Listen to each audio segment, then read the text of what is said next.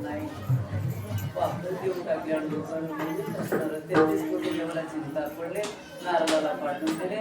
नारदानं बघितलं, कंसा अरे तुझ्या बहिणीचा मुलगा जन्माला आला म्हणे. हो तुला मारणार होता, त्याला काय केलं? नाही म्हणलं मला 8वा मुलगा मारला. येडायस म्हणलं बघ माझ्याकडे फुल आपलं याला पापडाय किती 8 मेज बरं मेजलं 1 2 3 4 5 6 7 8 उलट मेज बरं उलट मेज बरं. पहिला ती 8वा नंबर आला. अरे असं जर राहिलं असलं तर कसं करतोस?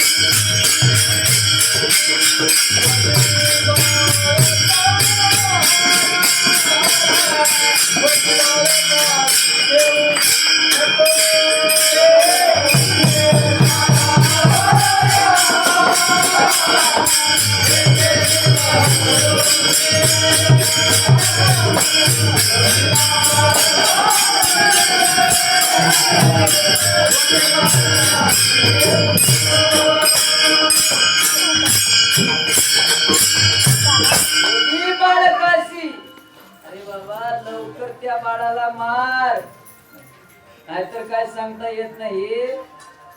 8वी होऊ शकतो.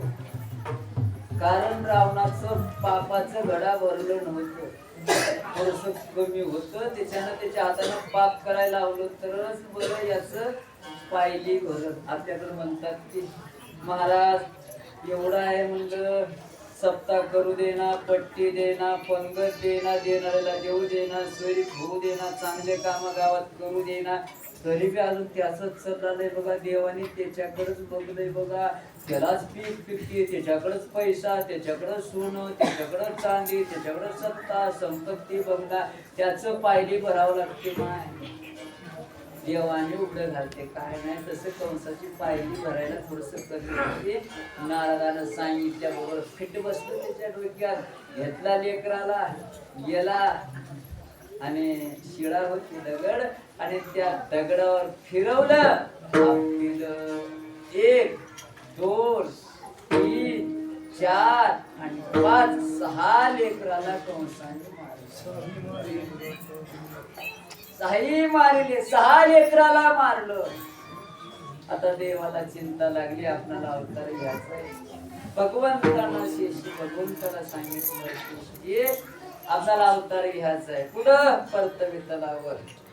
देवा गेल्या वेळेस मी अवतार तुमच्या सोबत घेतलो, मी झालो लक्ष्मण, तुम्ही झाला राम. आज तुम्हाला होतं 14 वर्ष वनवास भोगलो मी. तुमची बायको तुमच्या संग, माझी बायको घरी. तुम्ही जेवून खाऊन वनवास, मी उपाशी वनवास.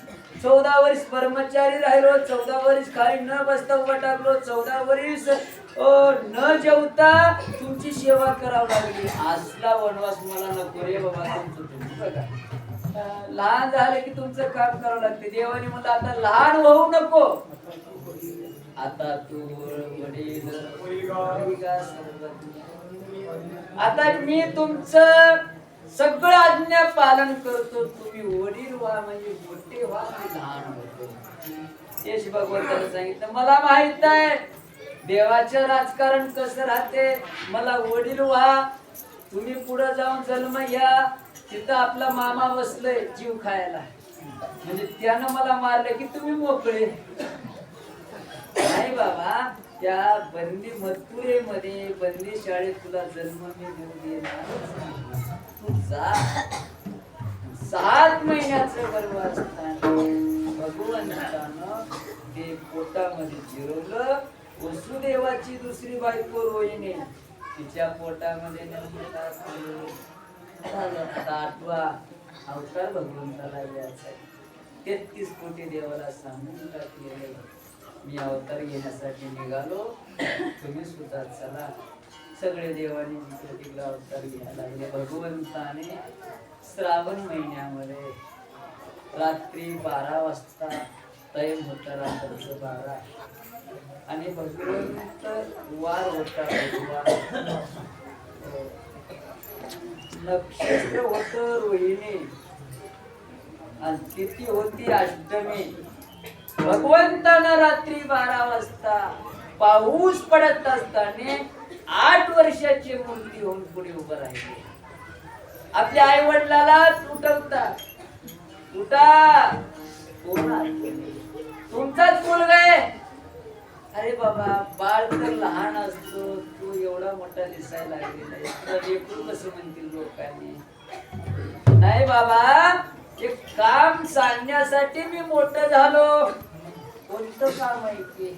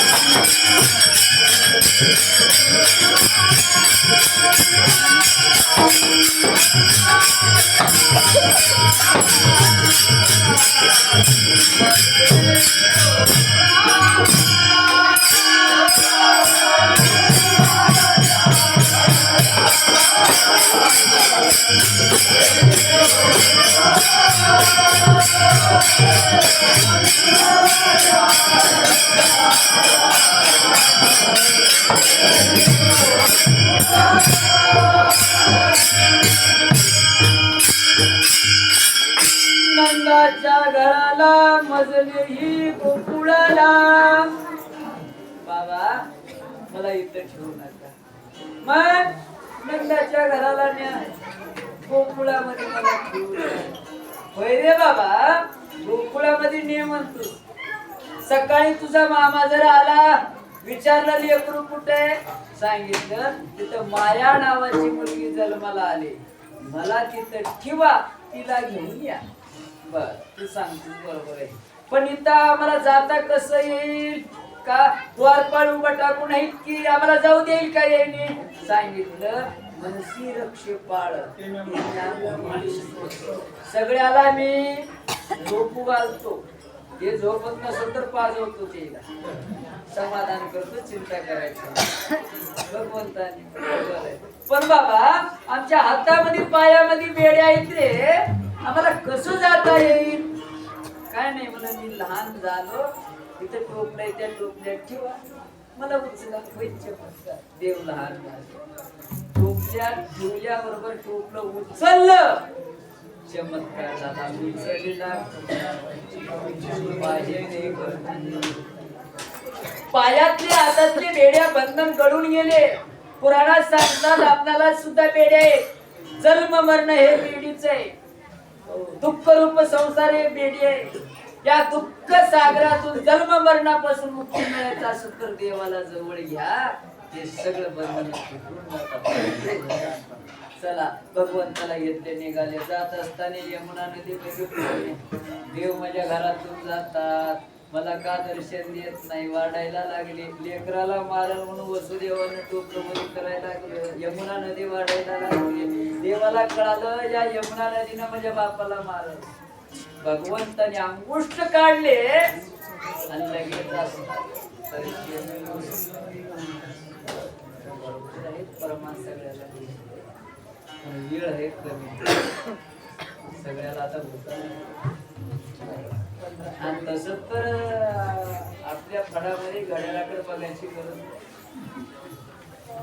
महाराजांच्या कीर्तनात ती कधी कधी टाळे घेऊन उभा टाळेलो 5 वाजता चालायचं 4 वाजता. पण तेवढी कॅपॅसिटी आता तुमच्यात बी राहिली का मजेत. पण महाराजांचा आशीर्वाद. चला निघाल्याच्या नंतर गोकुळामध्ये गेल्याच्या नंतर माया नावाची मुलगी जन्माला आली. बघा वसुदेवानं त्या मुलाला ठेवलेलं आहे, मुलीला घेतलेलं आहे. पुन्हा आल्याच्या नंतर माया रडायला लागली. रडत असताना कंसाला कळालं. कंसाने पळत आला. द्वारपाळाला पाठवून दिलं नाही, स्वतः पळत आला. घेत असताना देवकीनं सांगितली दादा अरे हे मुलगी आहे, मुलीनं तुला कसं मारल. येडायस तू मामा आहेस. तिच्या लग्नामध्ये तुला पाठीमागे उभं राहावं लागेल. अरे मुलीनं कधी कोणाला दुःख देत नाही गेल्या. का मारतोस रे. म्हणजे 6 लेकराला 7 लेकराला तू मारलास. मुलीला तर सोडून दे. नाही मुलगी आहे का मुलगा आहे मला माहित नाही, पण मला मारणार आहे एवढं मला माहित नाही. लेकराला आणि ज्या ठिकाणी ज्या दगडावर 6 लेकराला आपलं तिथं गेलं, पायाला धरलं आणि हे लवकर मरा म्हणून नुसतं धरलं नाही, कर कर कर फिरवलं. आता वरी उचलला आपटीनार माया हातातून निष्ठा. तुझं लागे होते उपजला मजा ए कंसा. अरे तू का मला मारशील. तुला मारणारा माझ्या अगोदर जन्माला आलेला आहे. जा म्हणले की गेली पळून. आता याला तर मारणार होते. देव जन्माला आलते पण त्याला सांगायची काय गरज होती त्या बाईला. की माया होती सुखानं जगूच नेणं राहिलेले दिवस. त्याला अगोदर जेवण जात नव्हतं, झोप लागत नव्हती. आता तिनं सांगून पळून गेल्यावर तर झोप उडाली, जेवण नाही काय नाही. आता मला मारणारा याला चिंता लागली. तिकडे चिंता लागली आणि गोकुळामध्ये तिकडे दिवस निघताना काय कळालं. आनंद वाटतो. यशोदामाईला मुलगा झाला. आनंद वाटलं. गोकुळीच्या त्या गोकुळात एवढा आनंद झालेला आहे सांगता येत नाही. सगळ्यांनी आनंद लुटायला लागले. एका म्हातारी गवळणीनं सकाळी सकाळी कळाल्यावर आली. यशोदे तुला मुलगा झाला म्हणे. त्या लेकराला मी आंघोळ घालून टाकली. लेकराला आंघोळ घातली, गंध पावडर केली. मस्त आता त्या लेकराला म्हणजे म्हाताऱ्या बायांनी वयस्कर असणारे सुंदर नटवतीनं निघाले. जात असताना सकाळी एका गवळणीने विचारली आत्या एवढ्या रामपर्यंत एवढं सकाळी कुठे गेलती तू.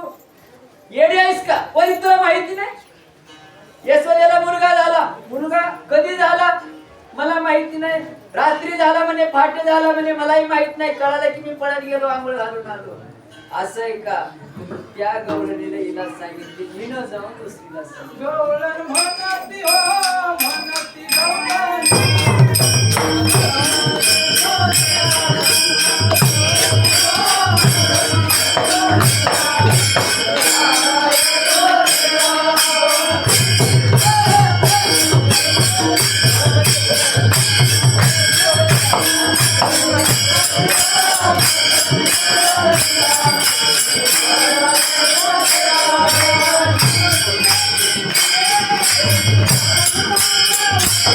Hey,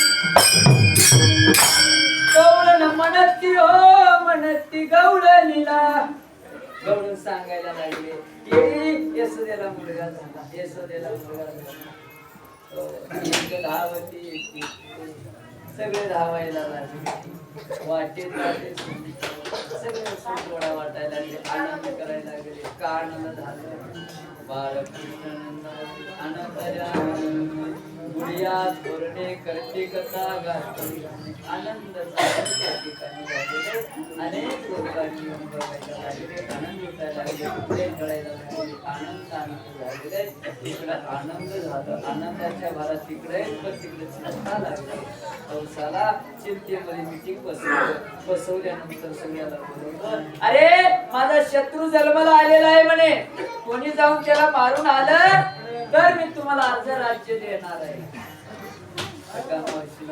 म्हणले मी मारून येतो तुझ्यानं होईल का हो तुला माहिती नाही माझी ताकद आपली ताकद दाखवली आपण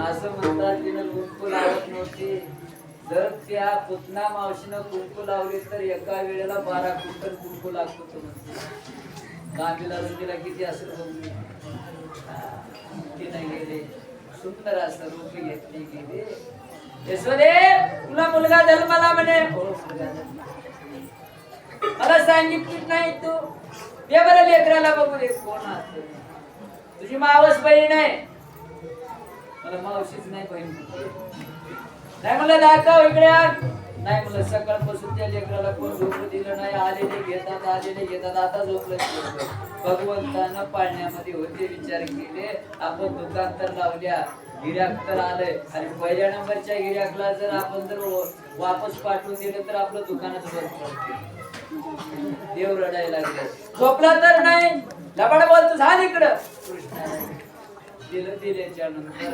स्तनामध्ये विष भरून आणले नामाशी भगवंताने विष केले दूध केले रक्त तिला मुक्तीला तिने झाड म्हण्यात गोकुळाच्या बाहेर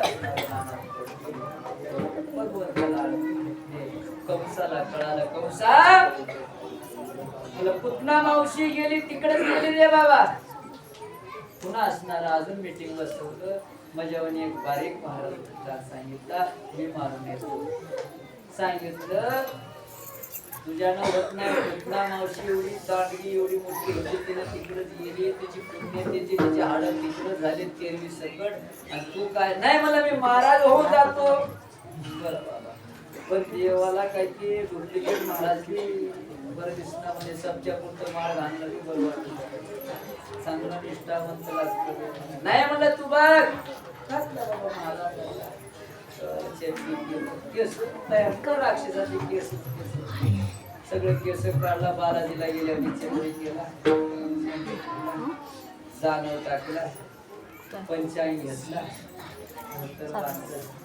ब्राह्मणा म्हणे धोतर ब्राह्मणाचं धोतर वेगळं पाटलाचं धोतर वेगळं पुढे सुद्धा मिरवण्या राहतात मागे सुद्धा मिरवण्या राहतात चलत असताना पाटलानं धोतर कोणी हातात धरावं आणि महाराज लोकांना ब्राह्मणाला कोणी हात धरावं हे सुद्धा सांगितलं उजव्या हातामध्ये धोतर धरून असं चलताना धोतर धरलं उजव्या हातात समजावं ते पाटील म्हणजे असं बाबाच चलणार ब्राह्मण असं चलणार या हातामध्ये धोतर धरणार बरं अशा डाव्या हातामध्ये असं धोतर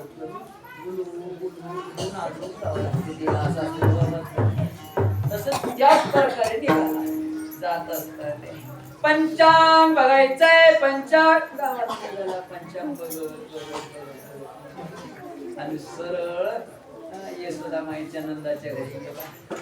पंचांग बघायचं. पंचांग झालं म्हणजे आमचे काय गरगर ऋषी आले. पंचांग बघितले. गरगर ऋषी त्यानं माझ्याकडे विद्या ग्रहण केलेला, माझ्या जवळ शिकलेला. त्याला काय कळणार आहे? मी लय मोठा आहे, मी शिकवतो, मी सांगतो. या अतिथी देवो भव घरात बोलून घेतले. बसायला पाठ दिले, पंचांग ठेवायला पाठ दिले, मागे टेकायला लाकडाचं पाठ दिले.